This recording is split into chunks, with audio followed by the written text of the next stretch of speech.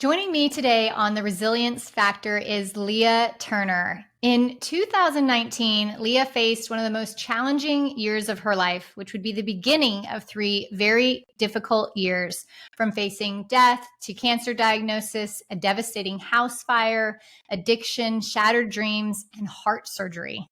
She found herself grappling with profound grief, traumatic loss, wayward children, crushing loneliness, divorce, job loss, and unfulfilled dreams.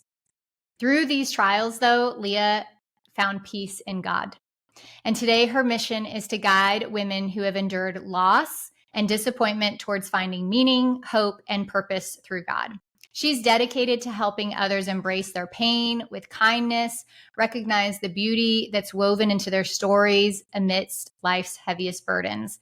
And I am so honored to have her here with us today. I feel like there's nobody better to come on to the Resilience Factor and share stories of overcoming really hard things. So, Lea, thank you so much for being here today.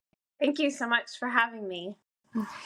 So I know we're going to talk about a lot of difficult things in this conversation. So for those of you who are listening, just know that, there's going to be hard things talked about today, but as always, there's light at the end of the tunnel. And so, Lea, I want to start in 2019 because we've talked and you said, life was pretty normal leading up to that time. And then some things started to happen then. So take me back to that time in your life and let's start there.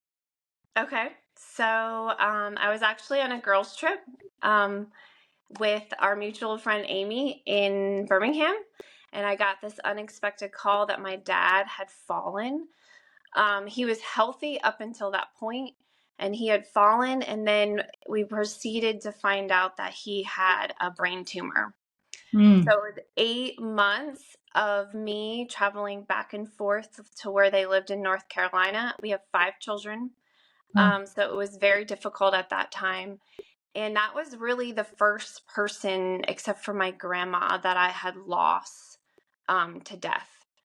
And so grief was new to me. Suffering was new to me at that point. So you have 5 children. Your parents, they don't live in the same town that you're in. Is that correct? They did not at that time. No. My mom has recently moved here to where we live in Mississippi. Okay. So you get this news that your dad has a brain tumor or brain cancer. Is that correct? And what was the prognosis? Did they think that it was something that they could treat? Was there like hope, or was it just like this, there's nothing that we can do for you? They did surgery. And after they did the surgery, when the surgeon came out, they told us what type of brain tumor he had. And, doctors never really tell you prognosis very well. But I knew, I'm a nurse, and I knew at that time that there was not much time left we had with him. And he started treatments, and the treatments, as many of us know, make us sicker than the cancer itself. Yeah. And it was 8 months. He was gone in 8 months. But he was very sick. It was like every single day there was something happening, something to be done, something to help my mom with. He was in the hospital. And I traveled back and forth from Mississippi to North Carolina over that 8 months. Wow. What was that like with the children? Like, did you have to leave them behind? Did you bring them with you? Like, what was that like when you were traveling back and forth and you were helping prepare for him? Is that correct?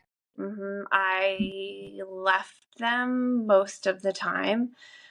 My dad's desire was to die with his children, his grandchildren, and my sister around him. So as soon as he got a brain tumor, he started building a house right next to our house, which is crazy. Wow. And the house, the man that built it pretty quickly. So we were able to medically transport him to Mississippi. So he was here probably for like a month in the hospital before he died. And then we moved him home, and he was home for a week and then passed away. So he got his dying wish. Right. But it was difficult with the kids. My husband's an OBGYN. But we have a really great support system here. So friends helped take care of the children. Yeah, It was What are just the ages of your children? currently my oldest is 19, and then I have a 17-year-old, 15, 12, and 6. Wow. And Yes. so all of them probably, except for the 6-year-old, kind of could understand what was going on, right? Yes. Because this was Pretty, 3, 4 pretty, years ago. pretty much so. Yes. Yeah. How did they take the news? Like, how were you trying to manage their own emotions and feelings around it while you're trying to manage your own and going to take care of your dad, or what was that like for them? I don't think they actually realized his prognosis until he moved here to Mississippi and saw how he was. Yeah. Um, it was hard. I mean, it really was hard because they hadn't really lost anyone either. Mhm. And I don't remember. I don't remember how exactly I did. It's like seems like a blur in that Yeah. time. I don't Mhm. really remember. I remember trying to make it as normal as possible, Right. but also comforting them at the same time. Because the more we make, well, the more we make of it, the more they make of Mhm. it. So I tried to make life normal as possible during those 8 months. Yeah. Um, but I can't remember exactly how I comfort them. Yeah. Yeah. So during those 8 months, you're traveling back and forth, you're caring for your father. That was the beginning of a Mhm. very difficult time. That was, yes. What happened next? Like, take me through the next thing. So you're dealing with the Mhm. loss of your father, and then what happens? So then, well, we were in COVID during that time. Mhm. So we then were, it was Easter. So my dad died in June. So that following Easter, we were in quarantine. And my mom lived here, and or she currently still lives here. And she called us. She had just been at our house, and she called us, and she had bleeding, and she's in her 70s. She was Mm. bleeding, and she then was diagnosed, through a process with cancer. So she has Gosh. um, uh, ovarian cancer. Wow. So that was the next thing. So both parents diagnosed with cancer in less than a year. You have Yes. that timeline right? Mm-hmm. Yes, Okay. in a year. So my mom then went through a total hysterectomy, and we were in quarantine at this time. Like I Right. can remember hardly being able to be at the hospital with her. Yeah. It was it was difficult. But I remember, like, I can even remember the moment and the place that I was when I got the call from my mom, because I'm a Mhm. nurse. So Mhm. you automatically think the worst in those moments. Yeah. And I was like, I am not going to be able to do this. And I Mm. told my husband, I do not want to sit in hospital rooms anymore. I do Mm. not want to do this with my mom. I don't. Yeah. And I can, like, even feel it now talking to you. Like, it Yeah. was just like, I don't want to do this. Mhm. Well, it had to feel still very raw for you in, the process. I've never been in that position where I had someone in my life that had a diagnosis that we knew was not fixable, right? And you're just waiting Mm-hmm. for the time to come when they pass. And there's nothing that you can do other than try to comfort them and spend time with them and enjoy that. And so knowing all the back and forth during the 8 months, like you said, and then your mom, that had to just still feel real, way too real. You were probably still healing from the loss of your dad at that time. Mm-hmm. Yeah. Yeah. Yeah. So, um, how long was your mom's treatment? Like, what was that My like? So mom you're still still, carrying the pain my from the first, then you have this. My mom had surgery, and then she started a chemo, Mm-hmm. and she's still with us. Um, so she started chemo, and my mom did really well. Um, and she still had her cancer has metastasized to her bones. Her Mm. bone, there's one part of her bone, but she's not able to tolerate the treatments anymore. So she's off treatments right now. Okay. It was it was hard. I mean, I don't. Okay, so yeah, it was hard, and we haven't got to the other parts of the story, but I also was navigating a lot of other things when my mom was having treatments. Yeah. Um, yeah. What things were you going through during that time? Well, then, so my mom was diagnosed in April, and she had her total hysterectomy probably like a month after that. And so we're talking June. Mhm. And then on July 30th, as I'm driving home, we live in like a rural area of Mississippi, so we have to drive about 2 hours to Birmingham to get her treatments and her doctor's appointments and all of that. Mm. So that day, it was July 30th. I was coming home from an appointment with my mom. I was an hour into the trip, almost home. My daughter was home with our three youngest, and I get a call, and she says, "The house is on fire." Oh my gosh. I said, "That what?" Like your mind can't even like Like on comprehend. fire in what way? Like what are you talking I about? said, "The kitchen? Did you leave Right. something on? Can you call the like?" And I immediately hung up on her. I mean, not on her, but I Right. hung up, and I called my neighbor, and I said, "Listen, Abby just called and said our house is on fire. Can you go over there and check to see, what's going on?" So she goes over with a fire extinguisher, and she calls me back and says, "Leah, it's gone. The house is gone."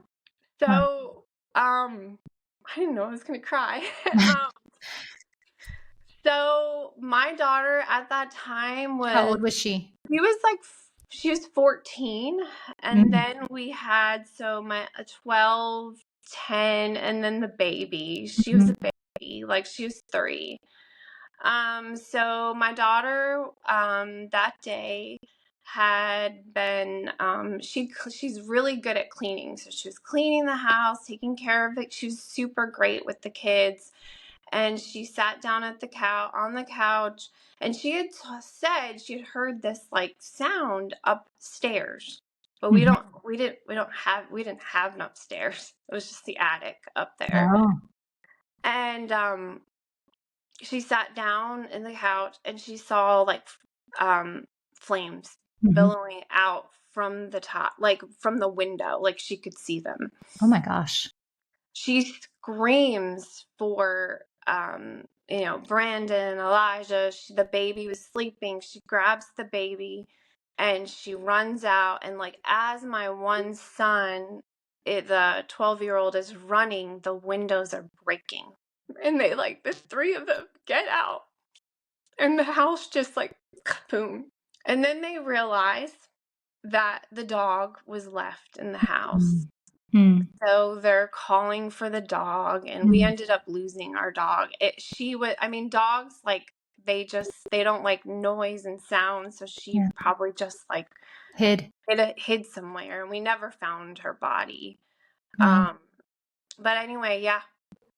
So what caused the fire? It was an electrical part of the air conditioning Mm. upstairs in the attic. We had problems with our air conditioning, and they had been up there, and it just malfunctioned. And the attic had been on fire for a good while, they believe. And it That's why. just didn't notice. No, she didn't know. Yeah. She didn't know. Yeah. Yeah. I have a 15-year-old daughter, and she's quite observant and quite mature and quite capable, as it sounds like your daughter was as well. But I can't say that she would have, you know what I'm saying? She probably wouldn't have noticed that anything was going on either, like you said, until she could see the physical signs of it, Yeah. you know? Yeah. So I'm sitting here thinking like, okay, this is enough, right? Like Mm, I've lost my father. My mom's going through treatment at that time. I imagine you still don't know, like, is the treatment going to work? Like it's looking good. Now your house is completely burned to the ground. What's going through your mind at that time? Like, what's going through your mind? Because I know what's going through my mind. Like, what is Oh, going through your mind at that time? And I'd also really like to know how your kids felt too, if you feel like talking about that. I just was, I mean, that day, looking back, I like left. It's actually a coping mechanism that we do. We like leave our brain kind of, Mm-hmm. and we just start going through the motions. I was Mm-hmm. motionless that Yeah. day. Yeah. My sister-in-law said you were not there. You weren't Like present. I Yeah. wasn't there. When I got the call and I was coming back, I still had an hour drive. Oh my gosh.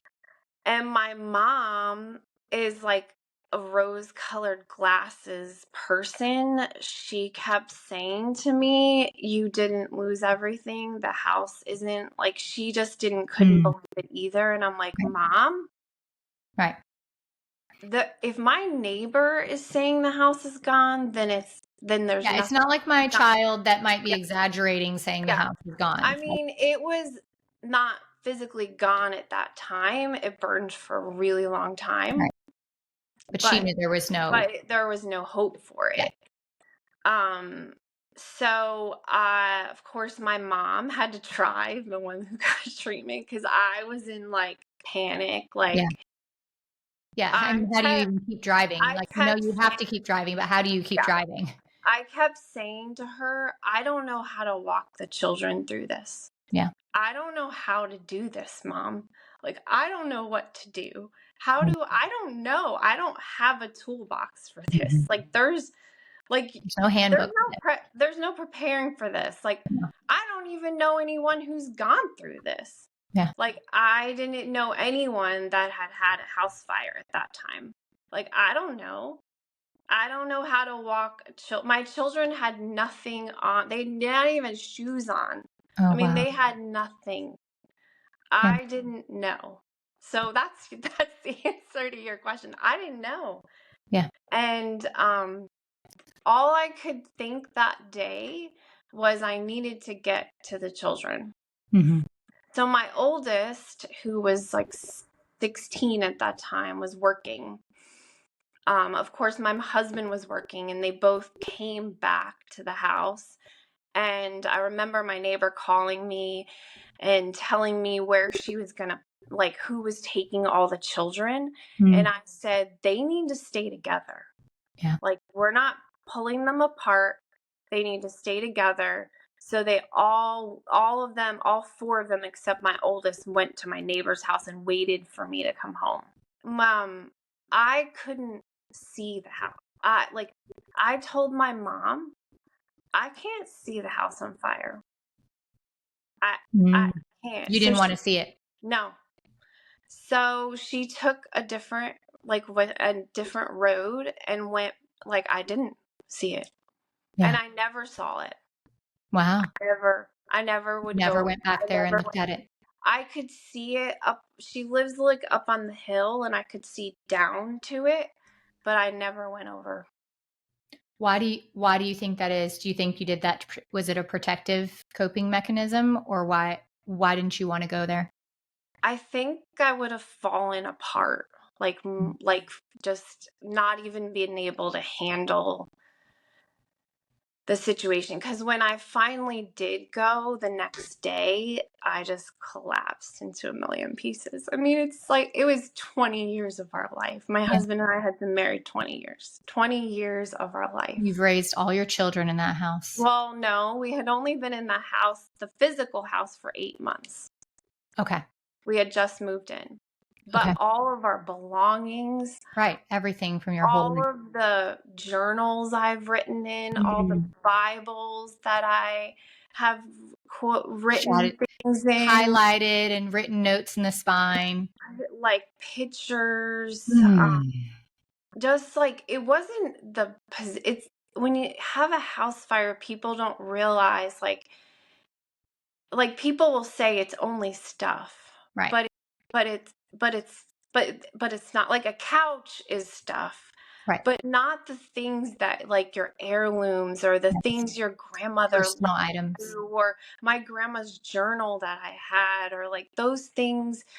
Yeah. And you feel like you've been robbed, Yeah. like you feel vulnerable, um like you've just been stripped of everything. I can't explain it. Like when you have no comfort, like you don't even Mhm. have that cozy sweatshirt you love, or that blanket you Blanket. pull on, or the bed that you've slept Mhm. in with your husband for all that time. Like you just, there's nothing.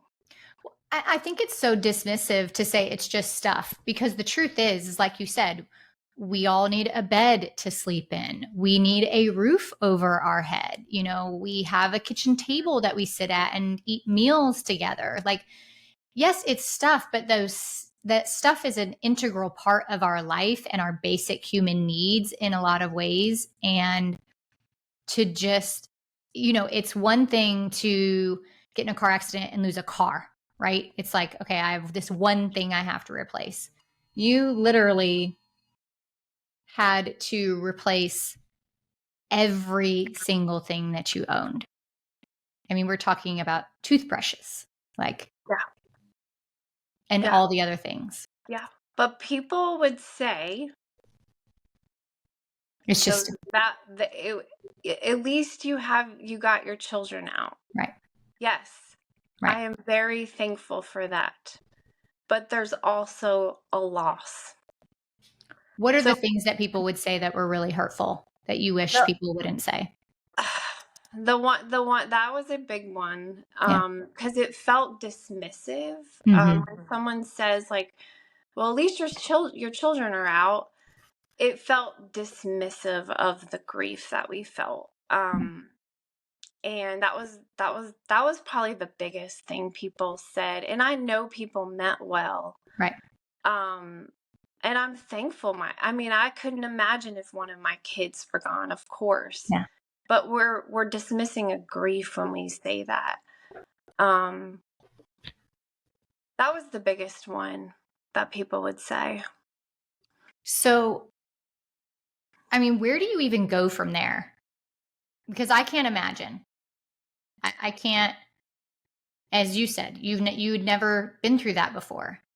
Like, what is day 2 like? What is week Yeah. 2 like? Like, what happens after that? We had an amazing community. So the day of, as the fire's still burning, our church had brought over a care package with, it had each individual, a bag for each individual child with person, like like a toothbrush, Mhm. and those things in it for them. So we were taken care of for that night. Mhm. And then we actually stayed at Amy's little she has a little like mother-in-law suite that Mhm. night. Mhm. And I think some of the children stayed in her house. Like I can't even remember. Yeah.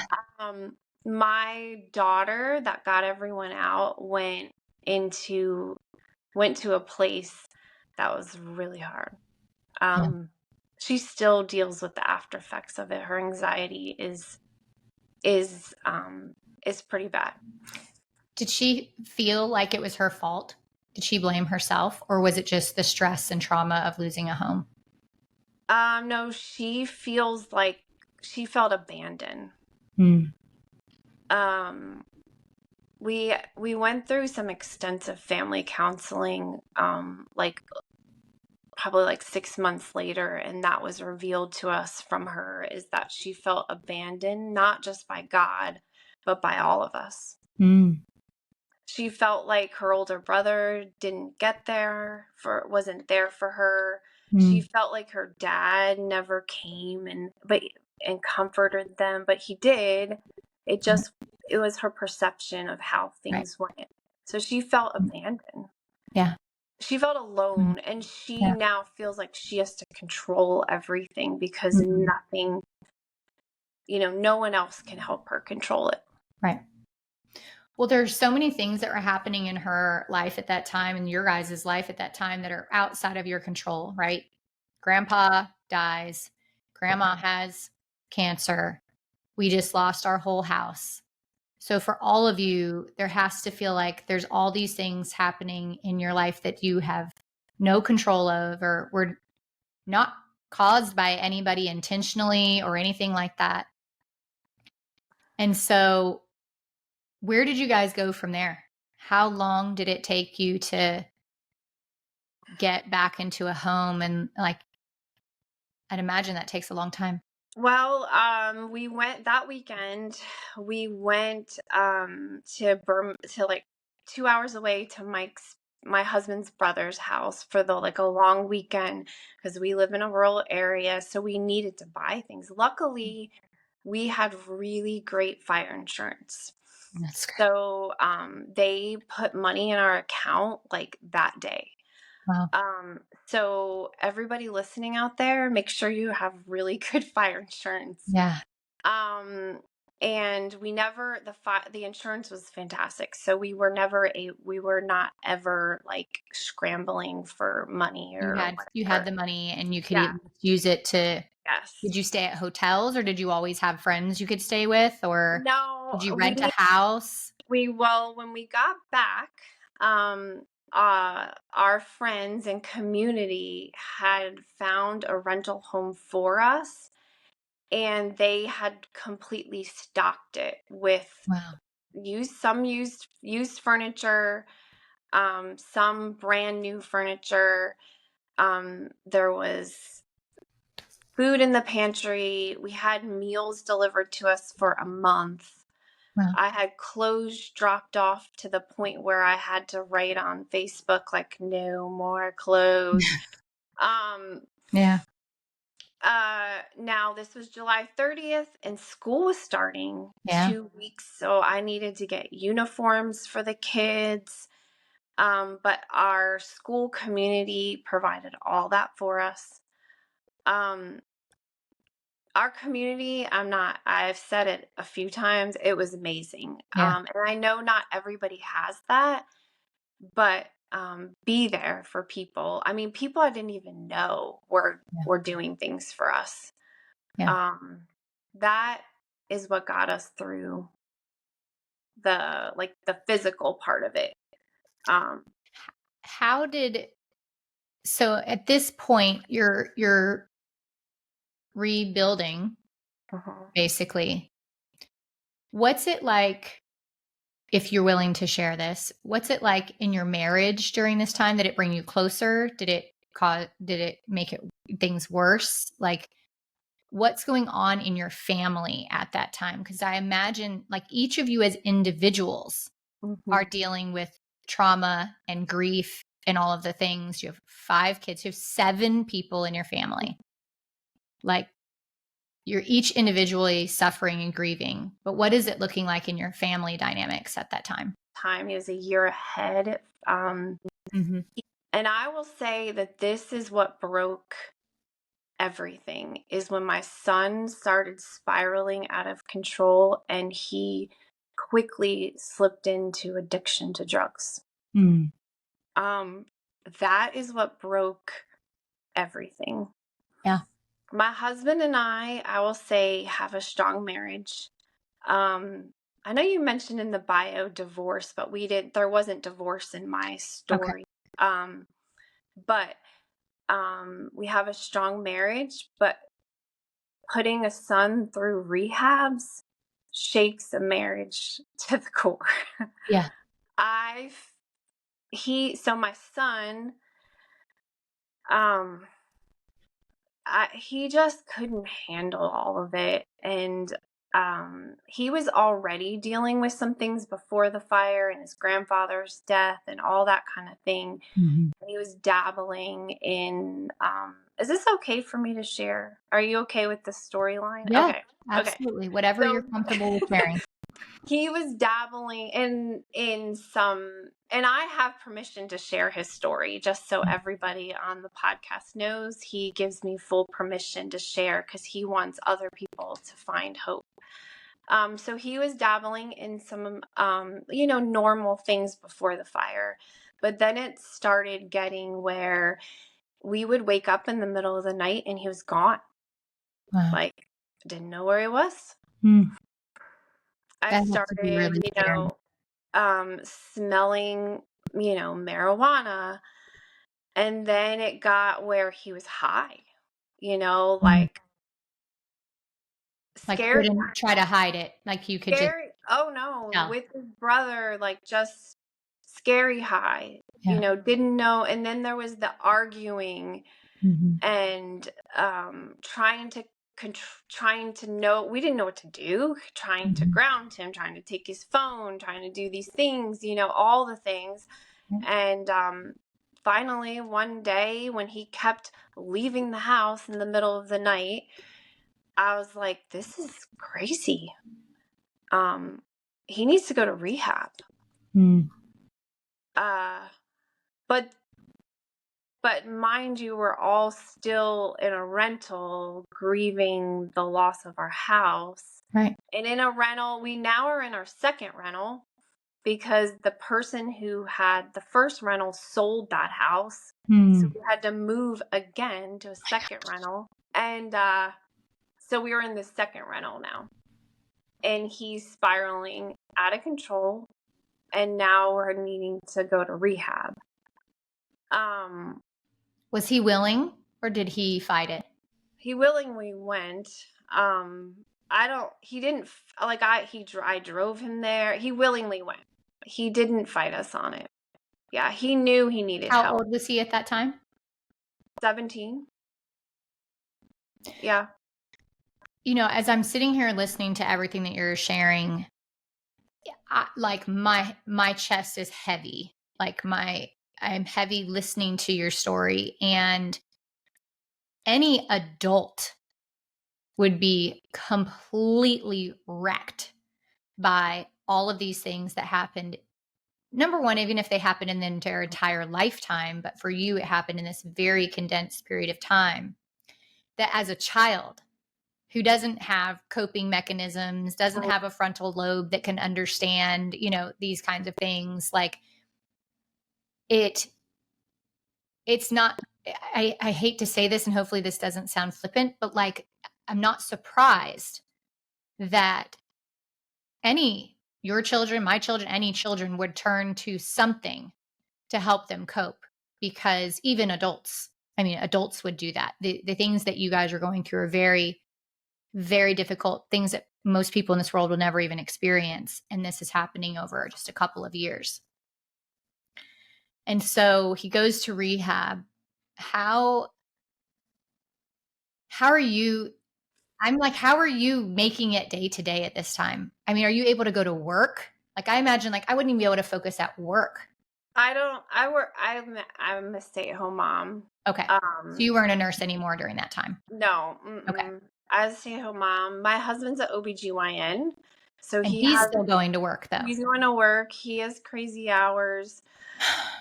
His nurse was concerned for him for sure for a while.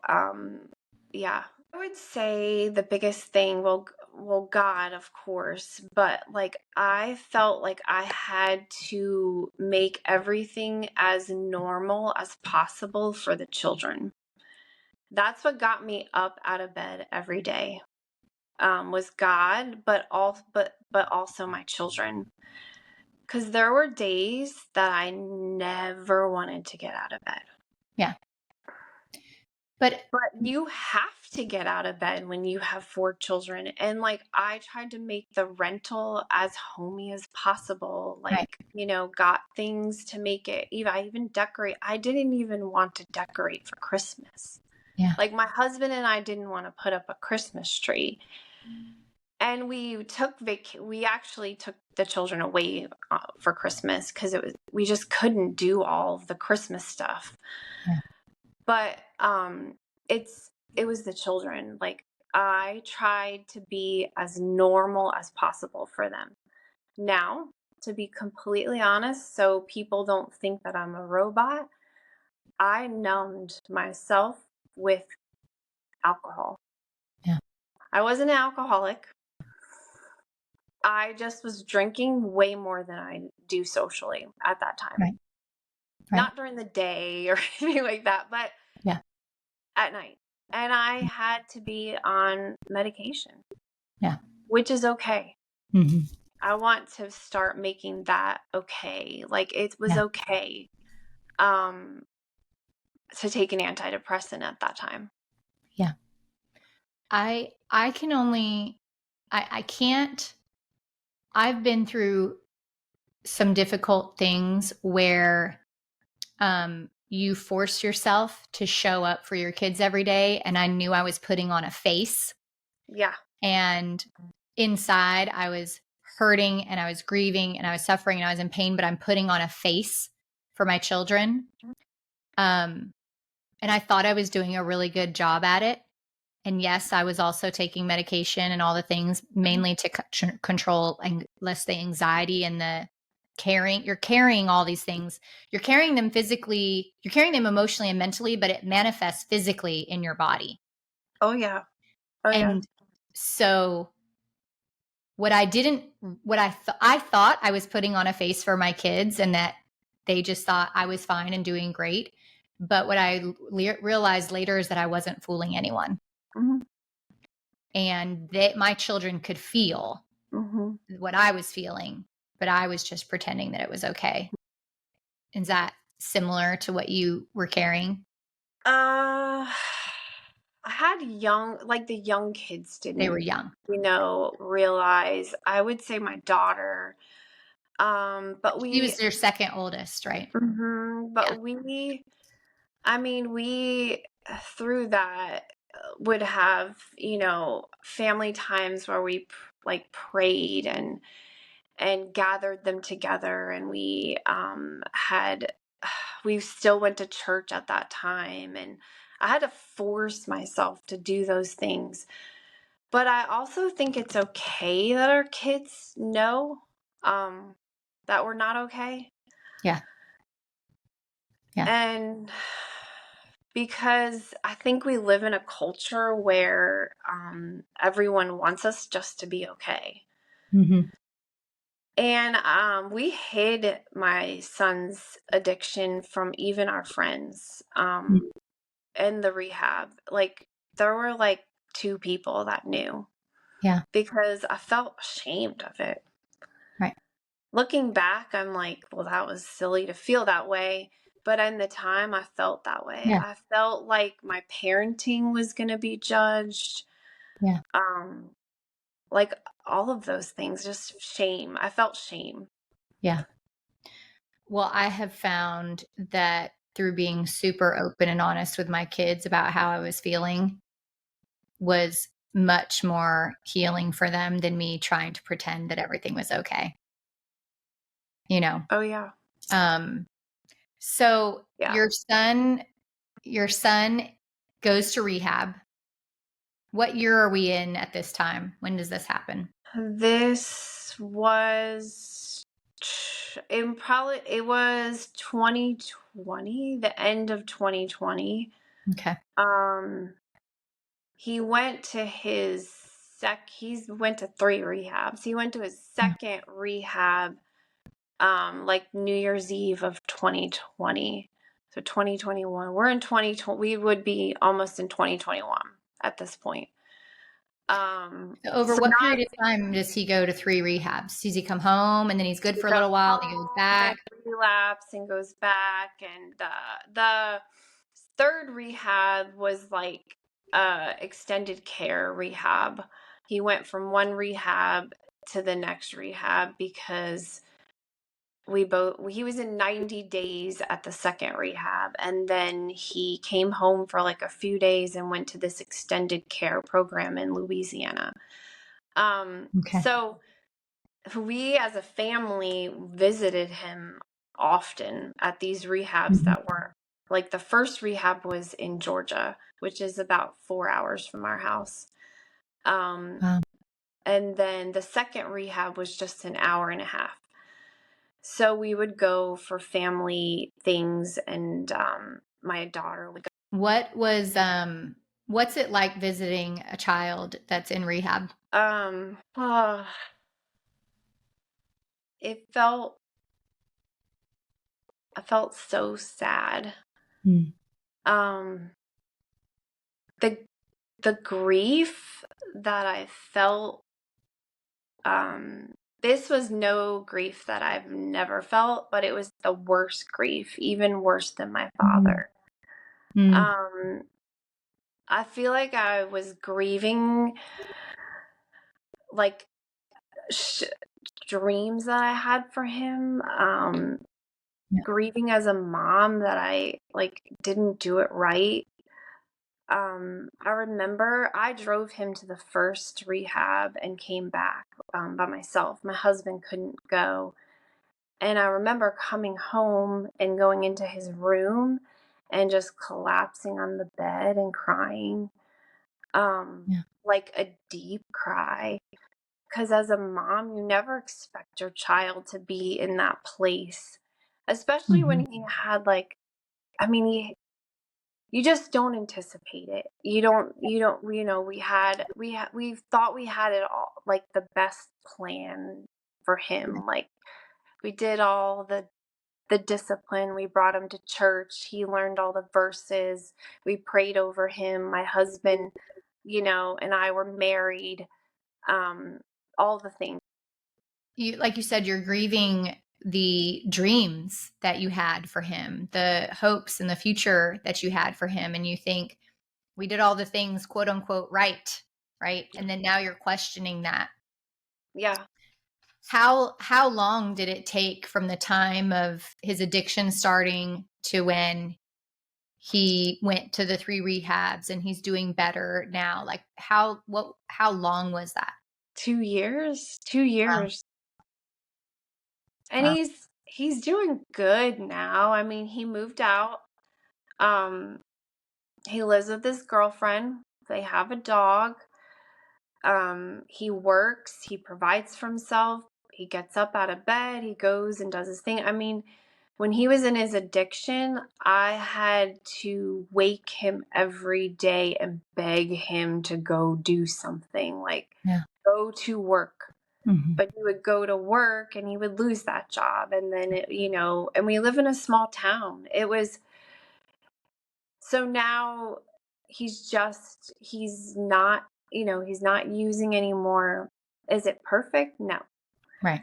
But we love him and we're happy for him. And he's just here last night. And when you go through hell with your child like that, you're just glad he's alive.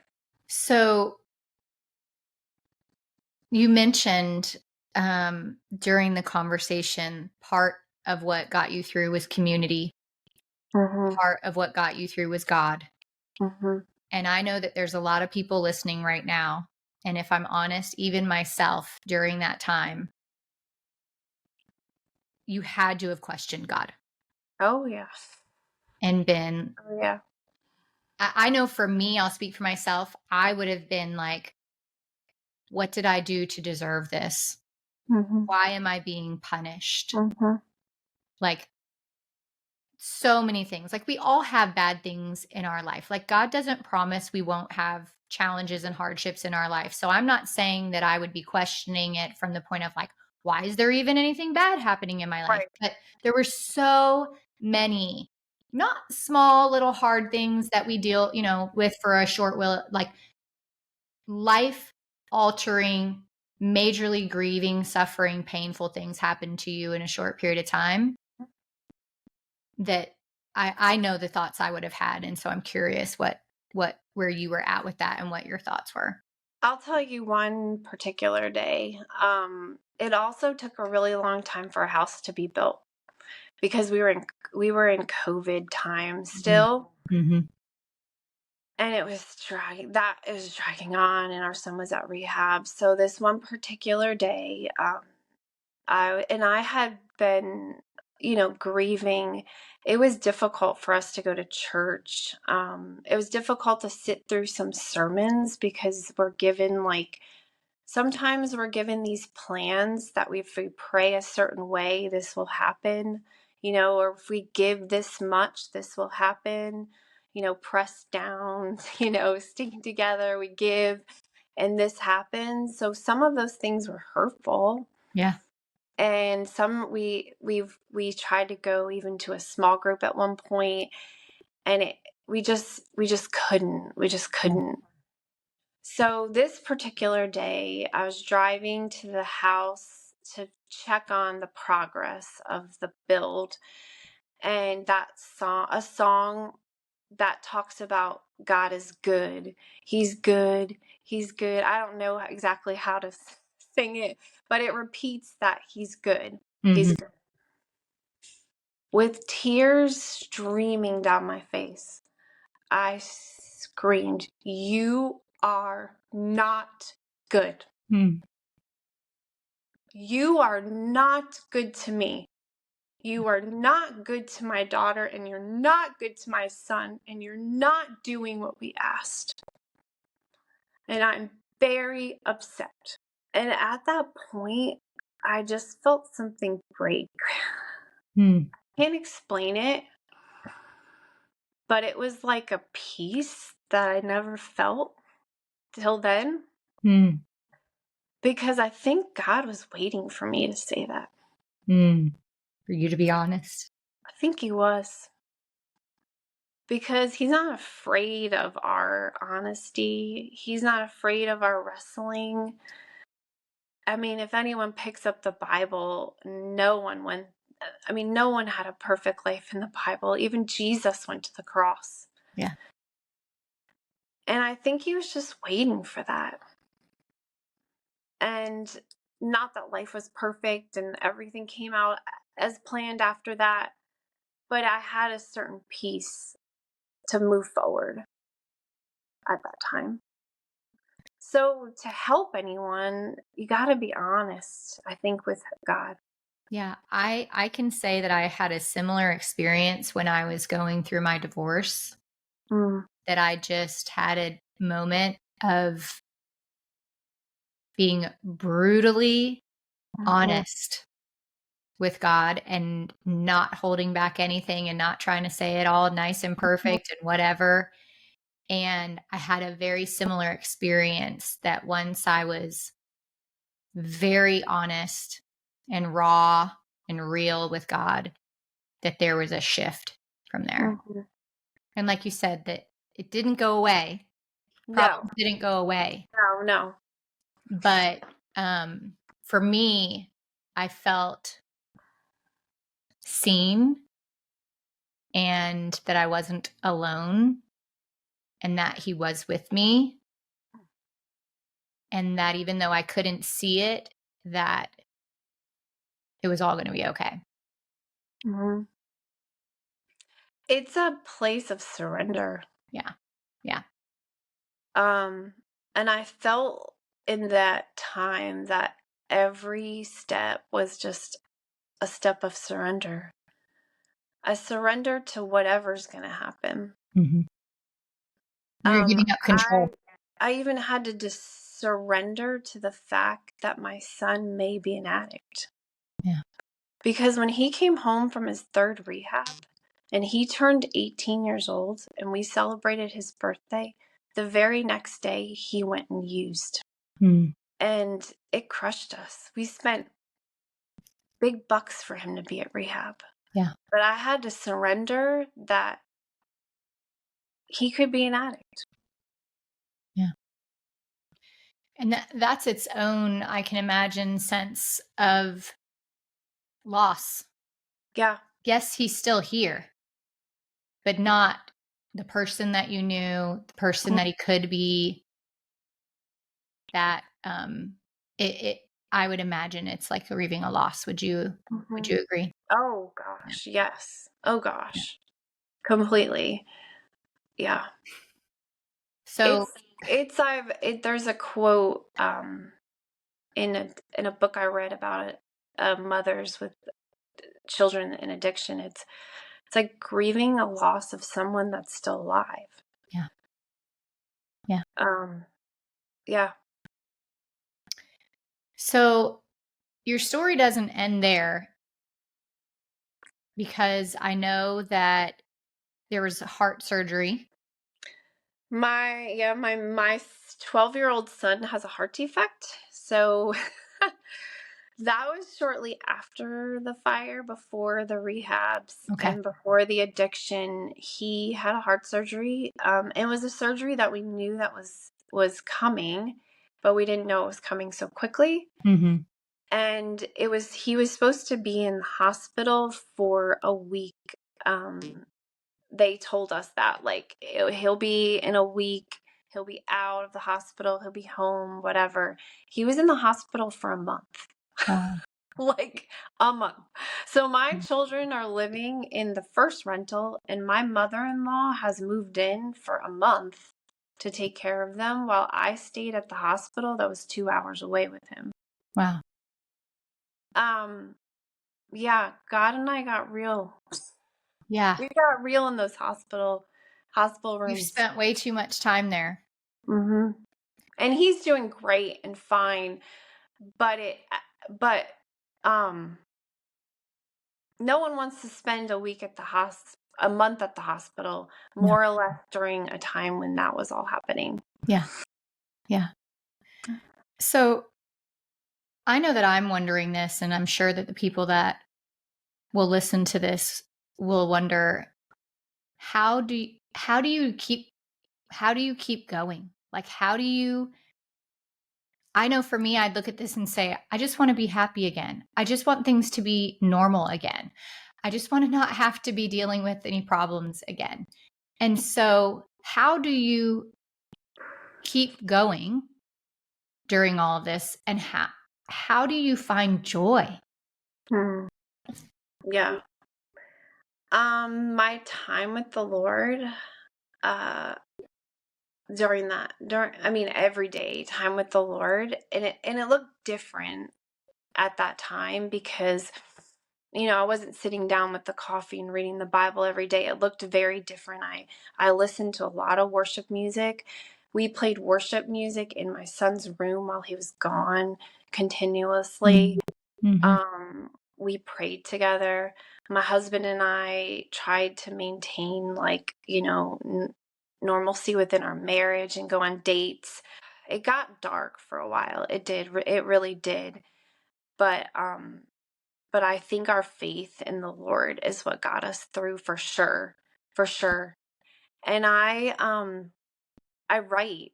So writing out my feelings and journaling was Mm-hmm. huge. Mm-hmm. Was a huge part of like the healing process during that time. But I feel like, you like, anyone would look in on our story, but, like, you just do it. Right. Like, you just get up and do the next thing, and you're not, like, always happy or joyful, but you just do it.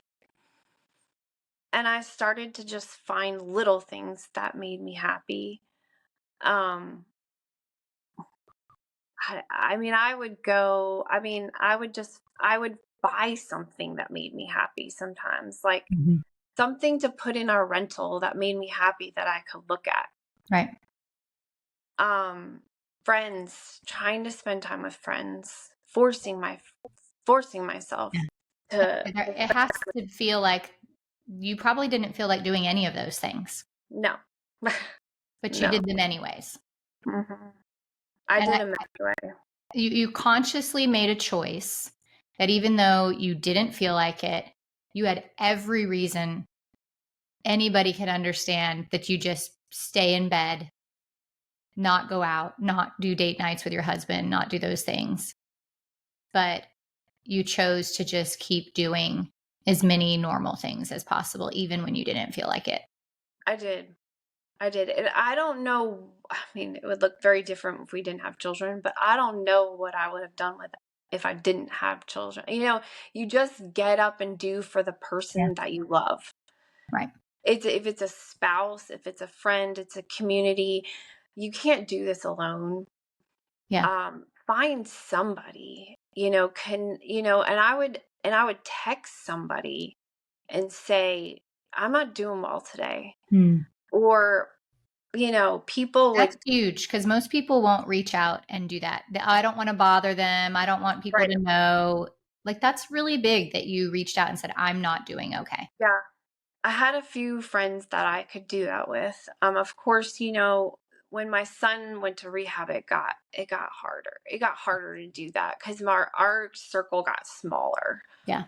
Um, yeah. So, although there's a lot of really, really hard things and grief and suffering in your story during those years, when you look back now, what are the things that were surprising blessings, surprising good things that came from all of the pain and the suffering? I think empathy. Mm. Um, Empathy for others, grace for others. I'm not surprised by anybody's story, and I don't judge anybody's story. And I know for certain my three oldest children don't do that either. Mm. I my daughter had a hard time with my son going to rehab, a really hard time, and she still struggles to forgive him. She can have empathy for people because in their stories Yeah. because they happen to even the really good families or the families that look good. Look good. Yeah. And I would tell her, I know all these people look good on the outside, but we all have our things. Yeah. And then another thing that I think that we gained was a new way of God's love, of seeing God's love. Like loving my son even through all of the pain he was causing us. Yeah. But like then I can love other people that way too. Mm-hmm. Because I know deep down in that person is what God create is there's God in there, there's character in there. There's the image of God. Like there when you strip away all the nasty things that you see on the outside, there's good in everyone. Yeah. Well, and I think a huge thing that is lacking in our world today is empathy and compassion towards each other.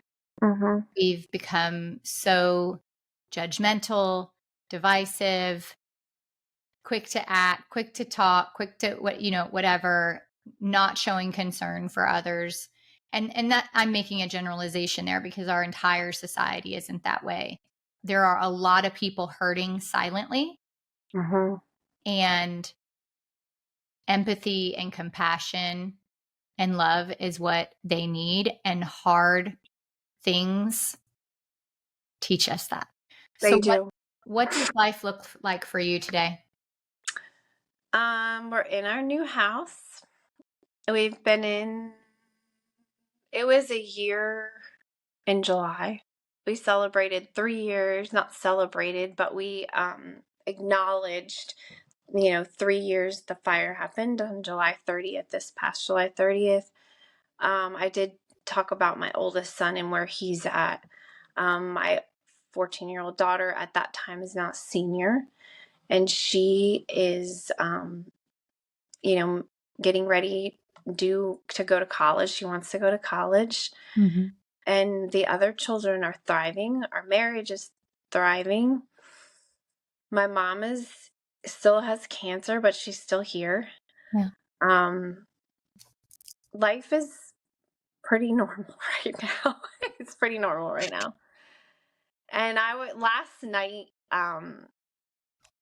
well, one thing I just like during when all the things happened with the fire, Like, I just kept envisioning, like, when I would come to the house as they were building it, I just envisioned like our table full of all the people we love. Yeah. And last night there was 10 people at our table. My Amazing. my mom was there, my son was there and his girlfriend, my daughter and her boyfriend that she's been with for a while. We were all there. Yeah. And it's not perfect. Right. But we were there and we were able to just sit and enjoy each other's company. It's beautiful. So if somebody was listening right now and there was one biggest, most important message or lesson that you'd hope that they'd walk away from after hearing your incredible story, what would that be? Don't ever lose hope, and don't ever, our circumstances don't determine God's character.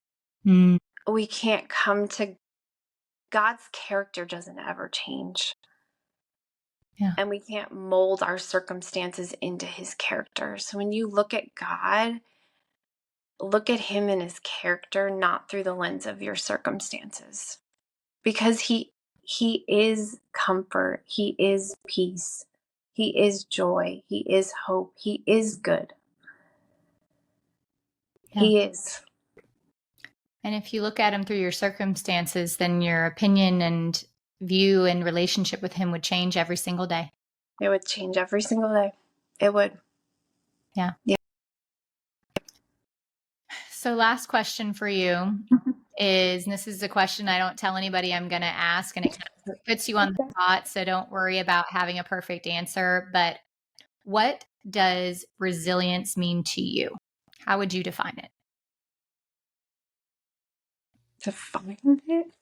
Define. How would you Oh, define gosh. it? I hate when people put me on the spot. Now I get to do it to everybody else. I know. I'm like, where's the Webster dictionary? Yeah. Dictionary. What is Lea Turner's definition of resilience? Never giving up. Having grit. Yeah. To never give up. And On grit yourself. Never give up on yourself. Because nothing is guaranteed, but yourself is guaranteed. Never giving up on yourself. Yeah. I don't know what else to Good. say, but I haven't already I think that's great. I think that's great. So I know that you're working on a memoir. So if people want to know more about you and your story, tell us where they can find you. Tell us about your book that's coming out. My book is called Freedom to Feel, Finding God in Grief and Trauma. And it's coming out sometime this year. I'm in the editing process of it.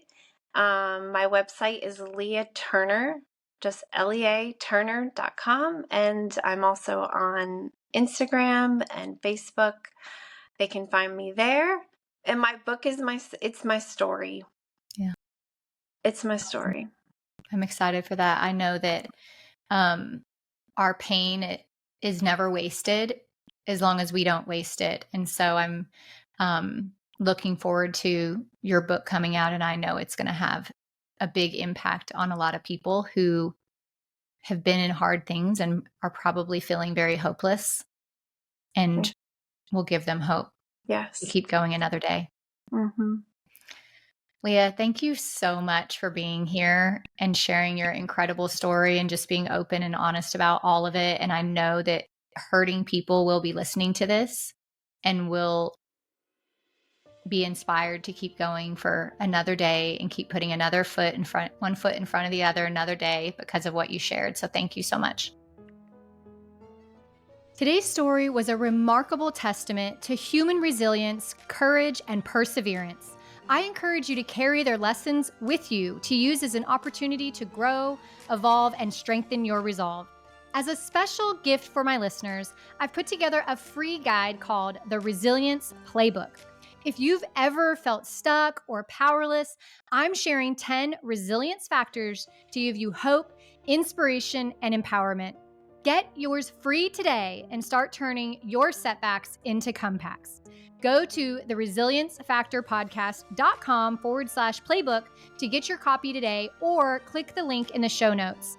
You can do hard things, my friend. Strength lies within you, just waiting to be unveiled. Until next time, stay strong, stay hopeful, and most importantly, stay resilient.